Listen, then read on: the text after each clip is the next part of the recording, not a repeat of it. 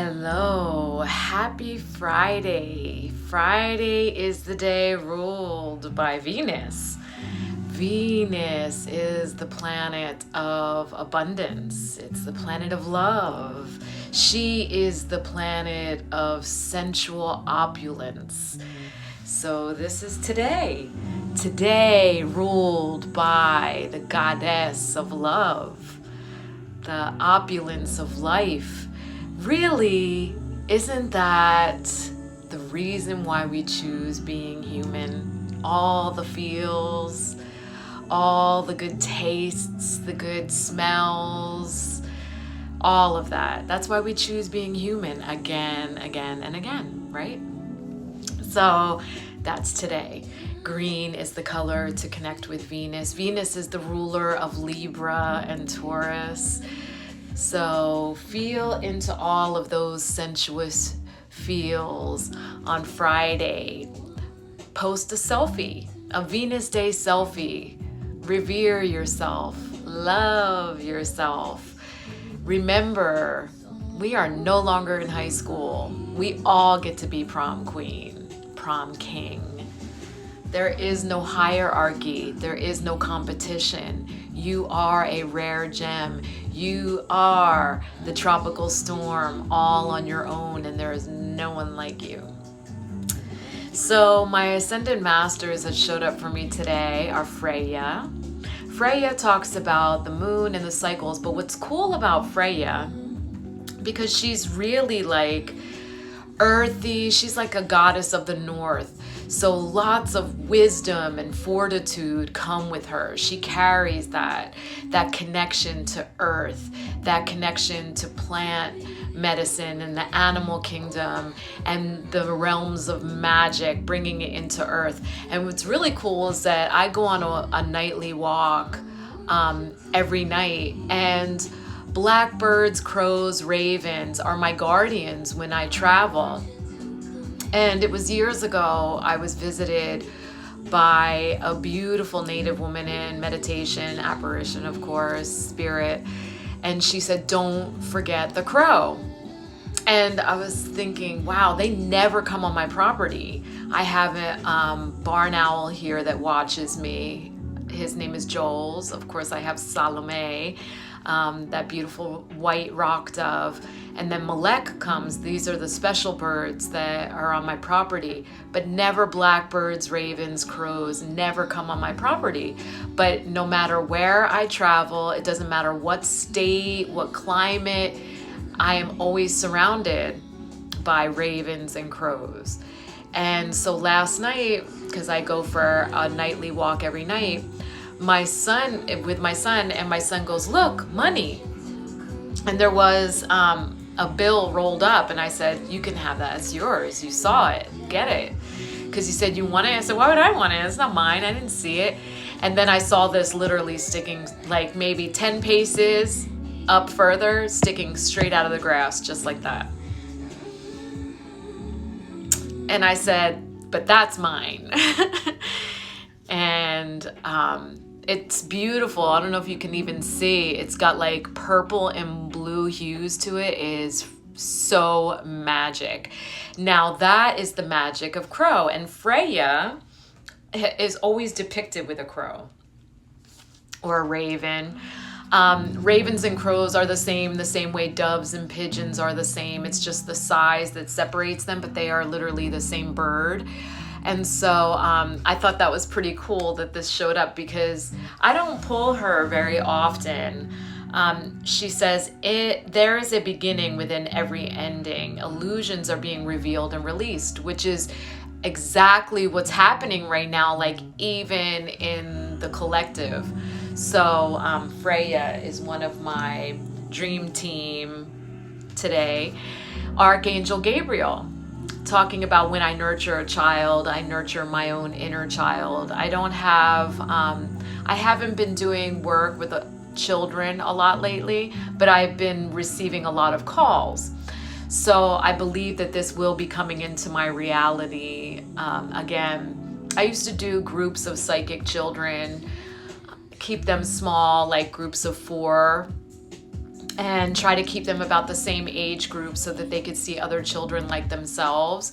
And what's really interesting, so like across the board, the way you can tell that a child is very psychic is, do they have issues with crowded spaces, school, stores? Do they not sleep well? Do they have a vocabulary that's beyond their current age abilities? So how could they possibly know that word or even how to use it? Those are usually really good indicators. Do they have imaginary friends? Which is usually an indicator that they see spirit, and they're not imaginary at all, but they're usually just passed off as, oh, your imagination is so great, you're so creative. But it's not. They're usually psychic children. And so what I would do with those children, usually just a few weeks, we would meet like once a week. I would make sure that at least one of their parents was present with them and teach them to connect with the elements, how to shield themselves so they wouldn't feel like completely exhausted in those crowded spaces. Just really showing them that they are normal, that there's nothing wrong with them, and help their parents parent them. Because I grew up in a house where I was completely neglected of all my siblings because I was that child, because I would see things and experience things that no one else was. And it was very healing. I can't remember how old I was, maybe 40, between 40 and 42-ish, that my mother said, you know, you used to say things that would scare the shit out of me. I just didn't know how to be around you. And so I was like, okay, she didn't hate me. She just didn't know how to be around me. And so it was healing to have her admit that to me. I mean, it didn't change my experience, but I have said, you know, the upside of that is that if my mother was more doting or attentive to me, I probably would have been medicated, because a lot of psychic children are. They're given bad raps for having issues in school, having ADD, being distracted, learning disabilities. They have all of those diagnoses, and that's not even it. So I'm grateful that she was more neglectful and that I spent so much time alone, because unlike 98% of people walking the earth, maybe even 99% or better, they all have the programming, and I didn't have that. So, and I know that's purposely done and chosen by me this lifetime so that I could be a more effective spiritual teacher. So anyhow, there's that. Archangel Gabriel, and Gabriel is the guardian of the West. So he's one of the four main archangels that guard the four corners that I work with literally every day. So Michael is the guardian of the South. So for two of them to show up, it's really nice. The East represents new beginnings. The South is about harnessing your passion. So for these two males to show up, Gabriel and Michael, I know I'm for sure protected, for sure working through the healing of new beginnings. The West. And so I said East, and that was not true. Gabriel is the guardian of the West, sorry. So working through that healing and harnessing my passion. So I am totally jazzed about that. And so the second layer of my pulls, remember this is from like my inner circle, right? And so the enchanted forest, mystery, magic, and excitement. And so the message of Raven medicine is magic. And so it was always believed that ravens were actually humans that had committed some transgression and then were made to be birds. But honestly, what I know psychically is that the animal kingdom and the feathered kingdom are actually very ascended beings that choose that. They choose not to have the corruption of ego and communication, verbal communication. So, and they also know, many of them in the animal kingdom, that they will be sacrificed as food. And so that they choose that path. That's why it's so important that if you are a if you do partake in consuming animals, know that you are also consuming that medicine. And it is very important to approach every meal. And this is like even plants, okay? Like if you're eating a salad, always to have gratitude and reverence, deep reverence for the sacrifice, because there is no such thing as ahimsa. You can have the intention of ahimsa, but ahimsa does not actually exist. There's always sacrifice in everything. So just like your own life path, there needs to be surrender. That's the sacrifice. Sacrifice as a word, the definition, the very word even means to make sacred. So like the whole idea about you have to be vegan in order to transcend is actually bullshit. And so basically any rule is bullshit. The only truth that you should adhere to is being heart-centered. So love. Do everything in love. So if you are vegan in love, beautiful. Then be vegan in love. But then don't judge others for not being what you are. Period. Same as being vaccinated or not. I could say, fuck you, I'm not going to get vaccinated. But I don't say, fuck you because you are vaccinated. There's a difference. Feel the difference? So you're very close to achieving your goal. That's nice. And so I even had to ask myself when I pulled this, what is my goal? Okay, so unity consciousness is my goal. But I did have to ask because I'm not a goal-oriented thinker. I am a in the now thinker, not even thinker. I'm in the now feeler. I am always unwaveringly present. And so when it said that I'm very close to achieving my goal, I was like, what is my goal? But yes, unity consciousness is the finalmente. And the void. It says stop and embrace winter. So remember, this came up yesterday. It always blows my mind when I get the same card 2 days in a row because of the way I shuffle. I'm like, whoa, okay.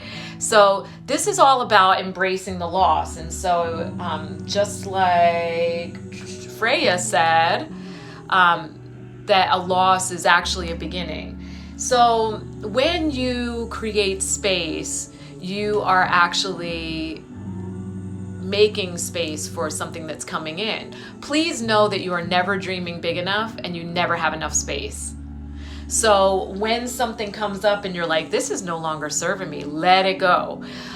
Just like when I buy a new shirt, I donate one. I don't hoard things, though I do have a closet full of clothes, but I do, as I buy one, donate one. And I donate a lot. And so find a place that feels good to you to do that instead of throwing things away or give it to someone because someone will always find use for it. Now, my sacred geometry that showed up for today is hexagon. And so hexagon talks about the sweetness of life. So I love, and that's what I always think of when I see hexagon is, okay, look, find the sweetness in this. Find the sweetness in the message. Just like that was a loss. No, what's the sweetness? The sweetness is what's coming in to fill it, right? So I love how they use the honeycomb as the background for this because nothing is sweeter than honey, right? The land of milk and honey. The honey is the sweetness. And so hexagon talks about finding that sweetness in your surroundings, in everything, in every message there is sweetness.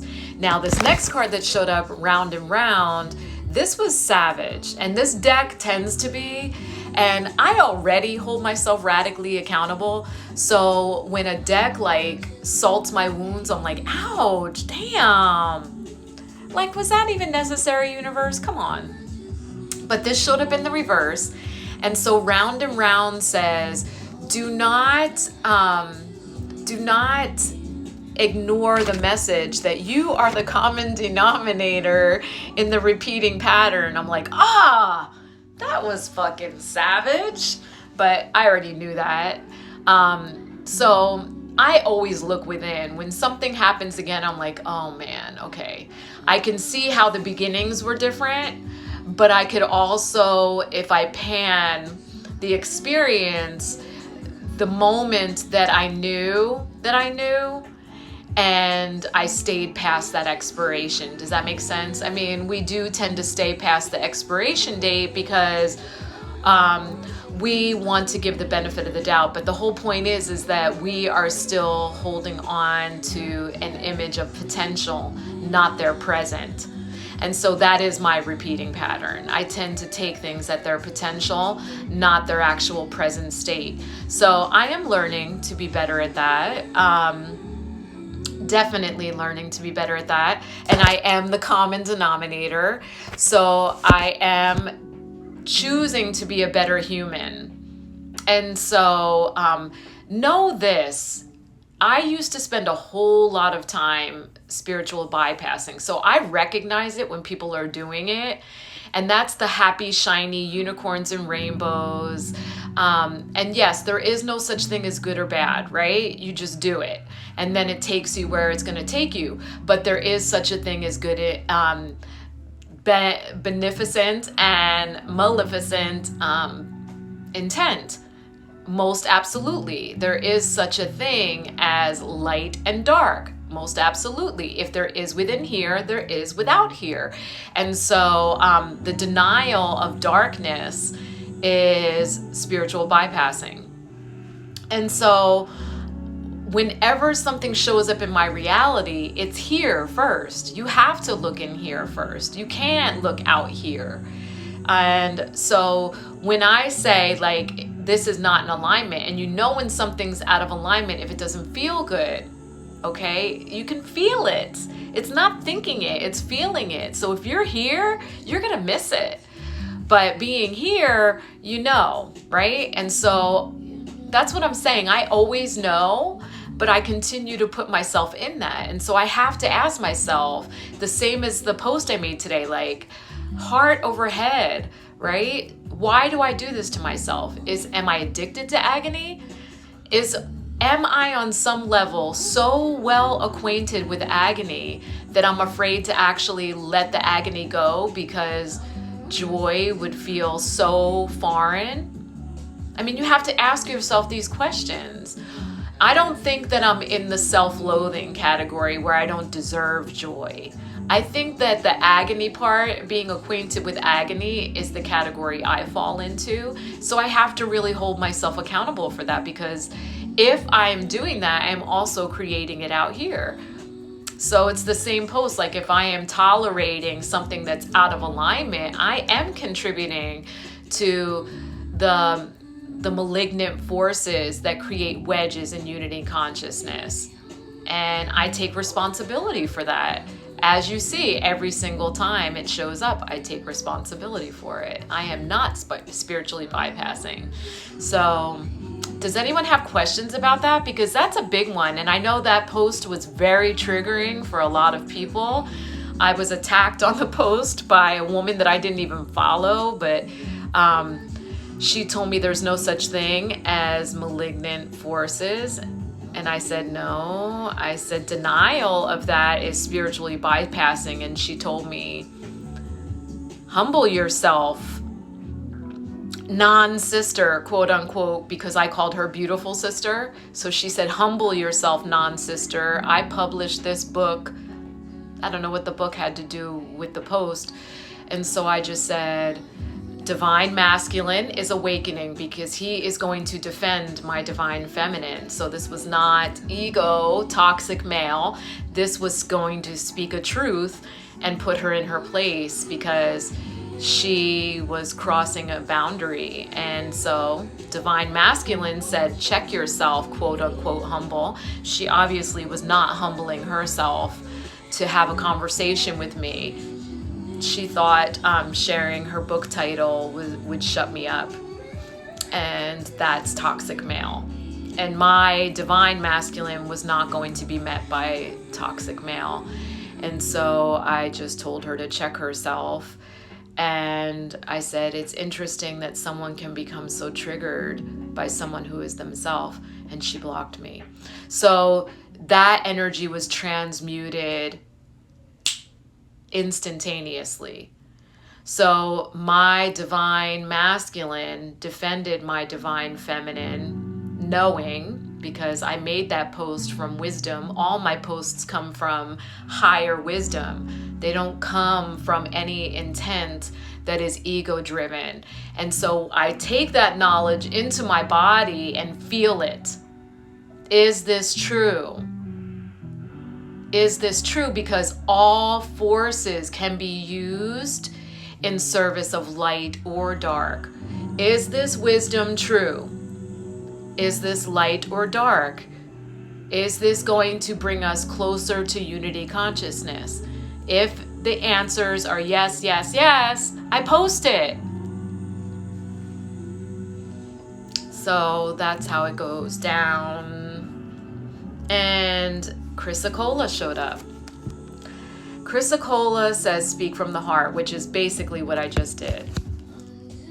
And Patrice, I see Patrice is on here. Thank you, Patrice. This was a beautiful gift from Patrice, because this card was coming up so much when I was doing the collective pulls that I kept showing the same pieces of the raw Chrysocolla that I have. And she was so generous and sweet to gift me this beautiful bracelet. And it's been coming up a lot for me lately. So I was like, okay, it's a good reminder, you know, because every time we speak, we're teaching. Not only teaching about ourselves, but teaching in general and giving permission. So every time I give myself permission to own my truth, I give permission for you also to speak your truth. And so the right choice is the culmination of today's spread. And I love this because this talks about the same exact thing that I posted. Heart over head. And I love what it says, because it says your head will always fight the heart. Why? Why does your head fight the heart? Because it is so small compared to the heart. But the ego is all about hierarchies. How can I be more important? But it's not. That's the programming. The programming wants you to put yourself in a rank. But the heart says there is no rank, because everything is love. Everything is love. And so the mind wants to battle it. But guess what? The mind can never win over the heart. And so if you allow the mind to direct your course, misery is the only outcome. It is poison. So when you hear terms like, we have to integrate our ego, befriend our ego has a purpose. Bullshit. Bull fucking shit. That is misleading and that is malignant. The ego is an impediment. It is an impediment. It is a block. I love how Deepak Chopra would say ego is an acronym for edging God out. And I love that. So remember that. Anytime that you're judging something, so the ego wants to tell you that you're better than, or less than, or finds the need to defend itself from here. So when you defend yourself from here, this is toxic male. The toxic male will always try to wound when it defends itself. You hurt me, so I'm gonna hurt you. That's toxic male, right? So divine male says, oh, you hurt her. You hurt the divine feminine. Now I'm going to show you how you were wrong. Not wound you, but show you. So like that perfect example when that woman said, humble yourself, non-sister, I published this book. The divine masculine in me says right away, check yourself, quote unquote, humble. I gave her back her very own word to show she was not even what she was trying to tell me to be. And then I just said, It's interesting how triggered you are by someone who is you. Instantly transmute that energy, because had I spoke from here, remember, anytime you express yourself from here, anytime you think before you speak, it is negotiable. You know why it's negotiable? Because it's bullshit. It's a lie. It's programming. It's not even true. The perception is skewed. The perception is skewed. It's not even true. The perception is skewed. It's not even true. The perception is skewed. It's not even true. Speak from here. Feel before you speak. Feel before you act. It is never negotiable. And there can be no unbelievers. So immediately she blocked me. That energy was immediately transmuted. There was no need for further exchange. She could not possibly respond to this with ego. Do you understand? So if you are tired of confrontation and exchanges, please know that that's why it's continuing, because you're probably coming from here, not here. Here wants to educate, wants to love, wants to transmute, wants to alchemize experiences. This wants revenge. Hurt people hurt people. That's what happens from here. Hurt people educate people so they stop hurting people, is what happens from here. That's it. Any questions? Thank you, Amanda. She said, beautiful Chrysocolla. And thank you, Patrice. Thank you for sharing this time and space with me. What a beautiful gift. Your most valuable currency, your time and your energy. I so appreciate you all. Thank you. And for any disharmony that I myself have created, I am sorry. Please forgive me. Thank you for this opportunity to clean on that. I love you, I love you, I love you. And I just saw a statement. Patty says, you're welcome. Love you and thank you. I love you and thank you too, Amanda.